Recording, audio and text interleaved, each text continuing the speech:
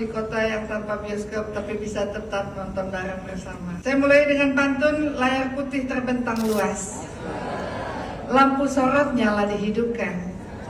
Festival malam ini terasa khas karya sinias Aceh. Mari saksikan.